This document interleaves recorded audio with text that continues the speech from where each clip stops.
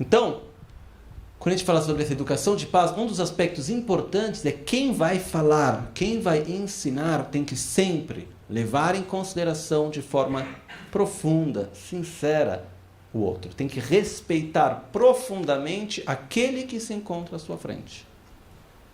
Caso contrário, eu não vou ter acesso. Porque a única forma que eu posso te mostrar algo é mostrar a você a forma como eu vejo a realidade através da forma como você vê a realidade. Eu tenho que entrar na tua mentalidade. Eu tenho que ver o mundo como você vê e através da tua visão de mundo eu tenho que mostrar a minha visão de mundo. Por isso que não é fácil. Não é por nada que Lama Ganche, quando chegou ao Ocidente, ele esperou 10 anos para começar a ensinar para o ocidental de verdade. Ele falou, primeiro eu tenho que conhecer a mentalidade do povo ocidental. Eu não posso sair falando, ensinando, quando eu não tenho esse conhecimento, eu não tenho essa experiência tão profunda. Então, ensinar requer, antes de mais nada, respeito por aquele que está aprendendo. Mas não só respeito, requer carinho, requer amor. E tem um outro aspecto, quando a gente fala sobre educação de paz, que se torna muito importante, mas faz também com que o conceito de educação de paz se torne um pouco mais difícil, tá? É o seguinte, eu acredito muito que quando a gente se comunica com alguém, existe uma parte da comunicação que é verbal, uma parte da comunicação que é física, os gestos que a gente faz, a expressão que a gente tem, etc, etc. Mas existe toda uma outra parte da comunicação extremamente profunda, que ela é do sentimento, ela é da mente, ela é da energia que a gente coloca. Teve um estudo que fala um pouco sobre isso, de uma certa maneira, no qual eles pegaram várias pessoas e estavam fazendo um estudo sobre a capacidade do ser humano de interpretar essas expressões faciais como sendo amigáveis ou inimigas e assim por diante. Então, eles estavam lá medindo o cérebro e tal, e eles viram que cada vez que a pessoa tinha uma expressão na frente dela, a pessoa ela tinha uma reação logo de já saber se era uma expressão boa ou ruim, e tinha uma pequena parte do cérebro que acabava sendo acessada naquele momento. Então, chegaram na conclusão, muito bem, que isso é uma coisa extremamente antiga do ser humano, blá, blá, blá, blá, blá. A parte mais legal do estudo é que depois que eles fizeram esse estudo, eles chegaram, vamos tentar fazer isso com pessoas cegas? Então pegaram pessoas completamente cegas e colocaram diante delas as mesmas pessoas fazendo as expressões, etc. E elas acertavam da mesma maneira e a mesma parte do cérebro também era acessada. No texto estava escrito, os cegos também conseguiam ver as expressões. Eu penso de outra maneira. As pessoas que tinham visão não reagiam à expressão, mas à intenção. Quantas vezes que acontece de alguém vir falar conosco e a gente sentir uma incoerência entre as palavras e a presença da pessoa? A intenção que a pessoa está colocando. A gente sente que não está batendo, alguma coisa não está no lugar certo. E tem vezes que a gente não precisa de palavras para dizer muitas e muitas e muitas e muitas coisas. Eu acredito que a nossa comunicação, e cada vez mais isso para mim vai ficando mais claro, a gente se comunica muito mais sem palavras do que com palavras. Então o que acontece é que quando a gente vai para transmitir algo a alguém, se a gente vai para falar com alguém, a gente vai para comunicar, nesse caso a gente está falando sobre educação, a gente vai para educar, transmitir, eu tenho que não só acreditar, mas praticar aquilo que eu estou ensinando. Caso contrário é vazio. Caso contrário eu não vou conseguir transmitir. Porque a gente não está falando de matemática. E mesmo na matemática, se a pessoa que ensina tem paixão por aquilo que ela ensina, ela consegue transmitir de uma forma muito melhor. Mas uma coisa são exatas, são números, nomes. Outra coisa é conseguir transmitir a importância da pessoa de se observar, conseguir mostrar a ela como ser uma pessoa mais presente, a importância dela de ter uma atitude mais correta do ponto de vista de não reagir com violência. Mostrar para ela que verdadeiramente ser uma pessoa mais pacífica vale a pena para ela mesma. Mas tudo isso são conceitos que apenas o conceito técnico em si não é o bastante. Se eu vou ensinar meditação, eu preciso saber meditar. Conhecer toda a técnica não é o bastante. Eu tenho que ter a minha experiência. Eu tenho que poder transmitir sem palavras aquilo que eu quero dizer. Então, quando a gente fala sobre essa educação da paz, uma educação de cultura de paz, um dos aspectos que a gente viu também em todo esse processo é que, por exemplo, para os professores nas escolas, não é o bastante ir lá para eles ensinar uma técnica que eles vão aplicar na aula, na sala de aula. Tem todo um processo que tem durado mais ou menos de 1 a 2 anos. Para que o próprio professor comece a ter a própria experiência, comece a se transformar, e é nesse momento que ele consegue aplicar de uma forma verdadeira e também levar a transformação que ele viveu sobre ele na classe de aula dele e de consequência para os próprios alunos. Então, é um processo que requer uma transformação e por isso ele requer tempo. Porque a nossa mente ela não muda de um dia para o outro. Muito menos quando a gente tem uma influência constante indo na direção oposta. Né? Quanto tempo por dia, quantas horas por semana, por mês, vai? Será que as pessoas efetivamente conseguem parar para sentar e meditar? Pouquíssimas. Por um outro lado, quantas horas por dia passa a ser na televisão com um monte de informação inútil e superficial? Brigando, vendo violência, recebendo violência, agindo de forma violenta. É muito forte. Mas mesmo assim, nós vimos em vários momentos o poder que tem o amor, a própria sabedoria, se a gente quiser dizer assim, de levar, mas antes de tudo, o poder, eu poderia dizer que tem uma experiência de paz. O que eu quero dizer por uma experiência de paz? Paz é uma palavra extremamente preciosa, mas que muitas vezes eu sinto que hoje em dia ela foi um pouco usada demais. Então, algumas vezes parece que ela perdeu um pouco o seu peso, a sua força. Porém, o que quer dizer paz? É esse momento no qual a pessoa está bem com ela mesma. Isso tem um poder muito grande. Poucos dias atrás teve um dia cultural na escola na qual a gente está trabalhando e tinha lá, contaram que virou uma menininha pequena, chamando a mãe, porque tinha um workshop de meditação para os pais e tudo mais. Mãe, vem meditar que faz muito bem, olha que legal. Porque isso mostra o quê? Que teve a experiência e se sente que é bom. Então, quando a gente coloca sobre esse conceito de cultura de paz, o que a gente quer transmitir nisso? A gente precisa transmitir, antes de tudo, que é possível viver em paz. A pessoa só vai acreditar nisso no momento que ela tiver uma experiência verdadeira, nem que seja por poucos segundos.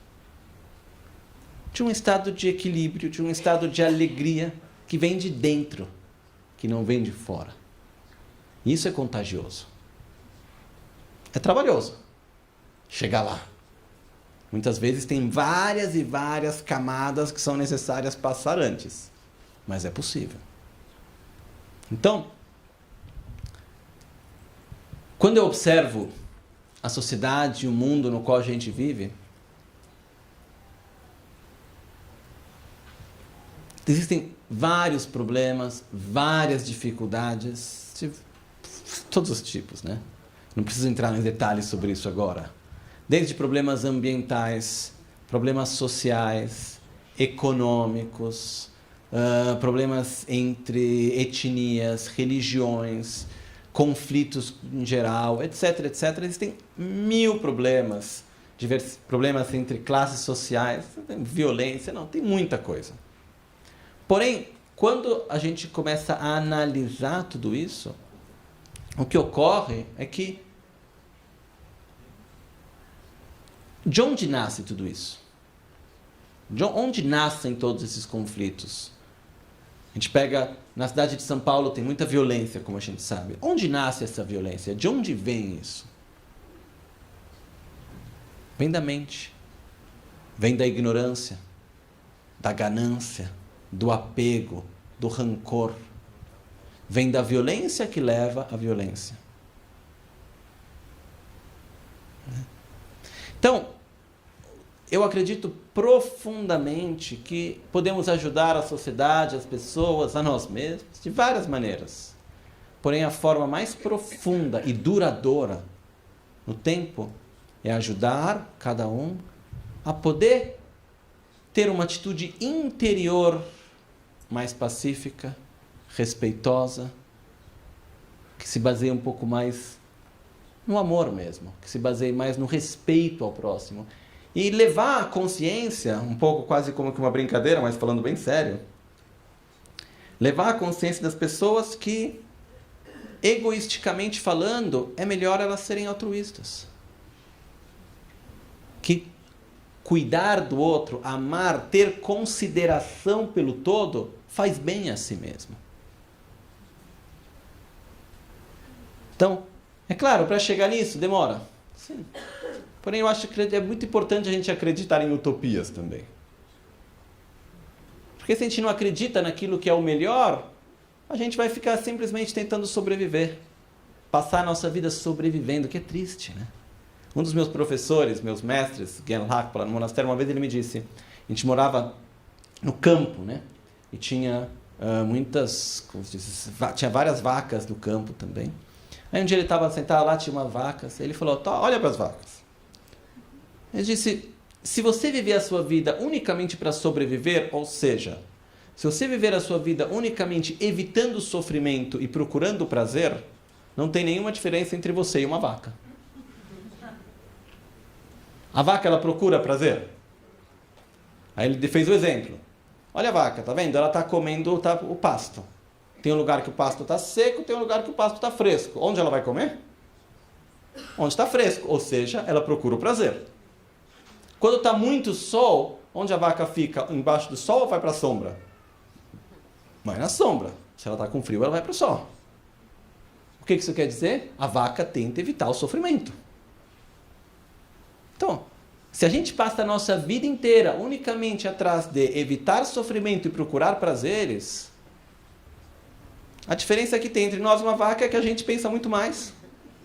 A vaca vive o momento presente pelo que ele é, a gente fica ressofrendo o passado e pré-sofrendo o futuro.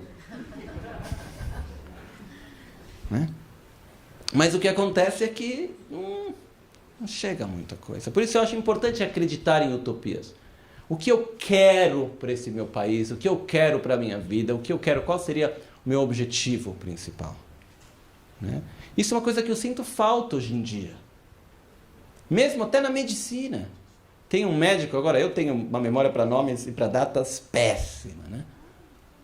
Mas tem um médico, agora eu acho que era um psiquiatra, e ele ficou muito conhecido, deu centenas de palestras em tudo quanto é lugar, e principalmente ele deu muitas e muitas e muitas palestras para psicólogos e psiquiatras. Isso eu ouvi falar quando estava num congresso de psiquiatria na Holanda. E ele, quando começa as palestras dele, ele sempre passa uma ficha para todas as pessoas, que são 90% psicólogos e psiquiatras, e ele faz algumas perguntas. Entre elas, ele pergunta, em algum momento durante o seu período de formação, alguém lhe falou sobre o que é a mente? Se sim, alguma vez foi explicado para você o que é uma mente saudável? Psicólogos e psiquiatras, tá? 4% responde que sim.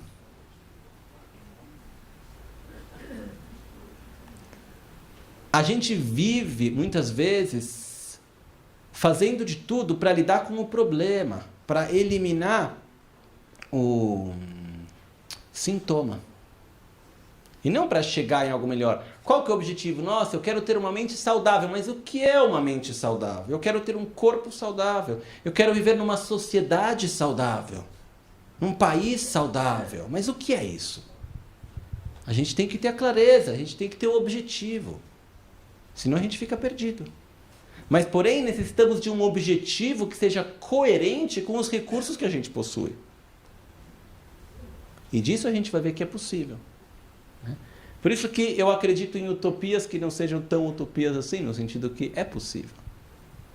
E, para mim, é aquilo que eu sempre digo que é ter um objetivo alto, porém uma expectativa baixa, com um esforço constante. Né? Que é a nossa forma de poder ir adiante. Então, quando eu olho para a sociedade na qual a gente vive, eu sempre tive um sonho, que eu acho que um dia é possível, e eu vejo no Brasil um lugar onde existe a possibilidade de realizá-lo. Que é que se ensinasse nas escolas públicas, em todas as escolas, fosse parte do currículo, com mínimo um pouco de meditação. Que não tem que necessariamente ter que ser chamado de meditação. Pode chamar como quiser, para mim não estou nem aí. O importante é que funcione. Mas levar a educação não formal, levar a educação de cultura de paz. Porém, é um processo longo, mas a gente tem paciência. Eu tenho consciência também que se eu quero fazer uma mudança na sociedade, não é fazendo algo hoje que eu vou ver o resultado amanhã, é fazendo algo hoje que eu vou ver o resultado daqui a 10, 20, 30, 40 anos. Os processos são longos, da mesma maneira, aquilo que a gente vive hoje, a violência que a gente vive hoje no Brasil, não é resultado do que aconteceu ontem. É resultado de todos os nossos 500 anos de história. Tem coisas que aconteceram muitos anos atrás que a gente ainda paga o preço hoje. Então, existe um processo de ter um amor, de uma certa forma, incondicional, porque isso tem um aspecto de se dedicar para a sociedade, no qual provavelmente a gente não vai ver com os nossos olhos o resultado pleno. A gente vai uma parte dele. Mas eu acho muito importante a gente acreditar que é possível. Viver numa sociedade mais equilibrada, com mais respeito. Mas isso começa onde? Em grande parte pela educação. A educação, eu acredito que não é apenas na escola, a educação é para a vida inteira, né? Nunca tem idade para parar de estudar, para parar de aprender. Porém, essa educação à cultura de paz, ela é necessária a todos. Porém, quanto menor a gente for, mais permeável a gente é. E maior é o impacto que aquilo vai ter na nossa vida e, de consequência, na sociedade. Então, eu acredito que levar essa educação de paz, essa educação não formal, como Lama Ganchen nos ensinou, é algo não importante, mas fundamental.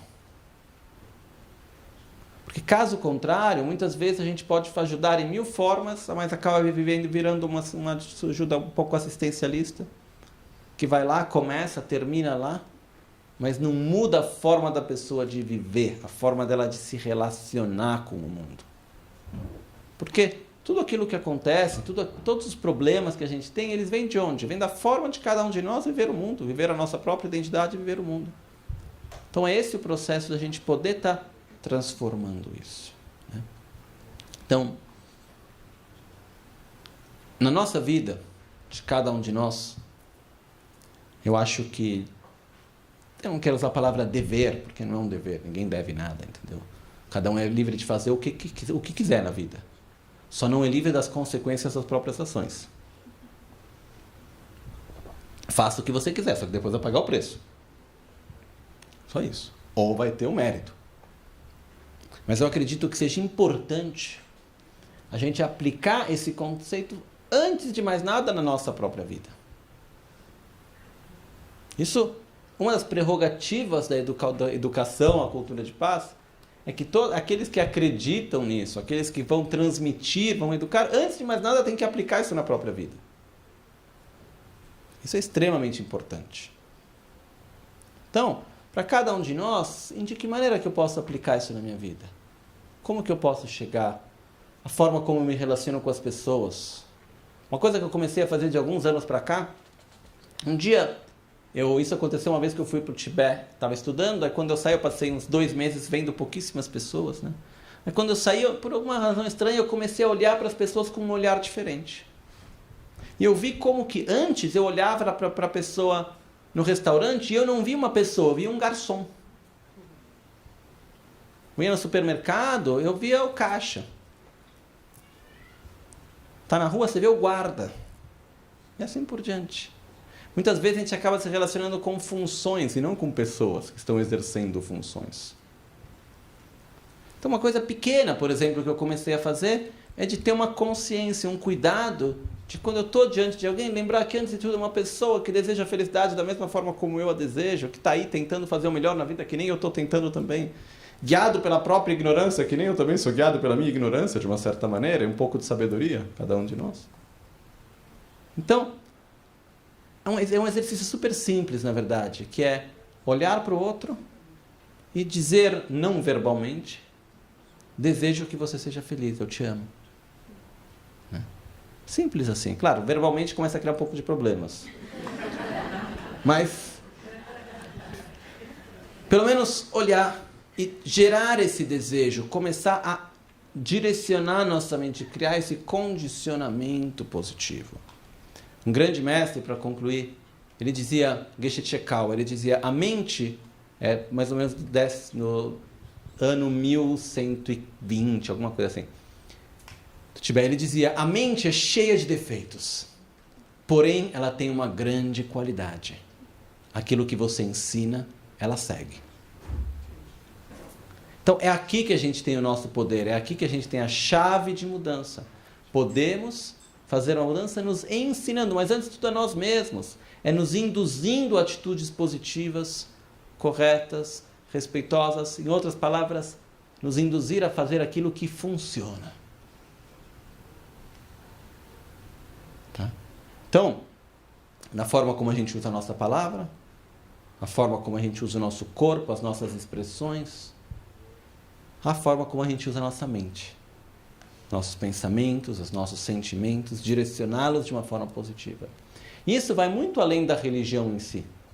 Quando a gente está falando aqui sobre uma educação de cultura de paz, não estamos falando sobre uma educação budista ou de qualquer outra religião. As religiões, elas têm aspectos que levam a uma educação não formal, a uma educação de cultura de paz, sim. Mas necessariamente uma educação à cultura de paz não necessita ser uma educação religiosa. Ela leva a princípios que vão além de qualquer aspecto religioso, né? Isso a gente tem visto que funciona verdadeiramente. Posso dizer que do lado nosso, como fundação, é feito um grande trabalho e um cuidado, algumas vezes até excessivo, de não levar o budismo. Porque o que a gente quer é, como centro de Dharma, estamos abertos, com os braços abertos para qualquer pessoa que queira vir aprender o budismo. Mas como trabalho da fundação, a gente não está lá para levar uma religião ou converter alguém em algo. Nunca foi a intenção e não é, e nem deve ser. Mas é aquela de compartilhar aquilo que para nós fez uma diferença na nossa vida. E que verdadeiramente pode ajudar os outros. Que é uma visão de mundo, uma visão de si mesmo, aprender a se olhar, a estar presente no momento presente, a conseguir agir com consciência em vez de constantemente reagir. Somos seres egoístas? Isso é verdade. Sim. Se a gente tem que ver diante de uma escolha, qual é a prioridade? O eu e o meu ou o todo? O eu e o meu. Se está diante de um julgamento do que é certo e o que é errado, qual é o nosso ponto de referência? O eu e o meu ou o todo? O eu e o meu. Então somos seres egoístas, tudo bem. Mas já que é para ser egoísta, vamos ser egoísta direito. Fazer aquilo que funciona de verdade. É um pouco isso, é mostrar aquilo que funciona. Mostrar na prática, não apenas na teoria, que uma atitude pacífica, respeitosa, baseada num sentimento de amor, mesmo sem necessariamente usar essa palavra, é aquilo que funciona. Quando que a violência, ela não funciona, porque ela só leva a mais violência e leva só a mais sofrimento. Okay? Gostaria de terminar com uma frase. Primeiro, esse mesmo mestre Genlapo, ele dizia: devemos ser como formigas e não como pulgas. Porque a pulga dá grandes pulos e depois fica parada por um tempo bem longo. A formiga dá pequenos passos e não para nunca. Então é inútil ter grande entusiasmo, né? Uma cultura de paz maravilhosa, vamos fazer o mundo inteiro feliz. A gente vai lá, trabalha que nem um louco por 2 anos, aí para. Não consigo, não. Tem que ter passos estáveis, constantes, na nossa própria vida, como um todo. E tem essa frase que eu sempre digo ela sempre me acompanha, que é o fato que essa vida é muito preciosa para a gente deixar ela passar batida. Só que a vida, cada dia que passa, a vida é mais curta, né? Então,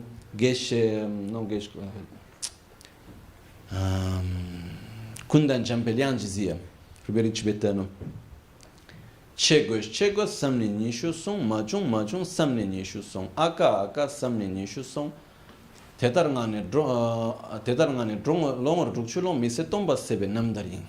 Que em português seria algo como: pensando em fazer, se passaram 20 anos. Não consegui, se passaram 20 anos. Ai, por que não fiz? Se passaram 20 anos. Assim se passaram 60 anos. Esta é a biografia de uma vida vazia. Então, se tem algo que a gente acredita, que a gente sente, que a gente quer, a gente precisa fazer hoje. Não tem que esperar um dia ou amanhã, quem sabe quando, como. Ok? Eu gostaria de agradecer muito, muito a presença de Lama Ganthin aqui conosco. Que, para mim, se não fosse por ele, eu não estaria aqui. Se não fosse por ele, eu não teria 1/10 do conhecimento e da experiência que eu tenho. Muito menos que isso até. E ontem eu estava fazendo uma entrevista de um documentário junto com uma pessoa que eu tenho uma grande estima também, que é o Rabino Newton Bonder. E a gente estava conversando sobre vários aspectos e várias coisas. E veio um aspecto sobre a transmissão de conhecimento, né? Aí eu estava contando um pouco sobre a minha experiência com o Lama Ganthin. Eu queria só trazer isso rapidamente. Tem muita coisa que a gente aprende através da explicação, através das palavras. Mas tem muito, muito mais que a gente aprende através do exemplo, através da presença. Eu posso dizer que entre as coisas mais preciosas que eu aprendi nessa vida, com o Lama Ganthin, eu aprendi através da presença, eu aprendi através do exemplo, que é algo que nos toca o coração, de uma forma muito mais profunda do que 1000 palavras, né? Então, assim, eu acredito plenamente que eu posso passar a noite inteira dizendo palavras muito legais e coisas, posso ter uma boa retórica, sei lá, dizer coisas bonitas, mas daqui a 2 minutos, metade das pessoas esqueceu metade do que foi dito também, né? Esquece, normal. Mas uma presença profunda, verdadeira, estar diante de alguém que tem um sentimento verdadeiro de amor, só isso já nos toca o coração de uma forma que a gente leva isso por um tempo, por toda a vida. Só o fato da gente estar ou não estar aberto, isso depende de cada um também. Mas eu gostaria muito de agradecer a presença de Lama Ganthin, agradecer a ele porque aquilo que eu faço na minha vida, mas não só, tem um número muito grande de pessoas que nesse momento eu represento, que a vida delas veio a ter um significado graças ao exemplo que Lama Ganthin nos deu, né? Então, isso, para falar a verdade, eu não me senti muito à vontade de estar falando antes dele, mas ele disse, fala você antes, então, com certeza. Mas eu gostaria de pedir, então, que Lama Ganthin pudesse nos compartilhar conosco um pouco da sua sabedoria.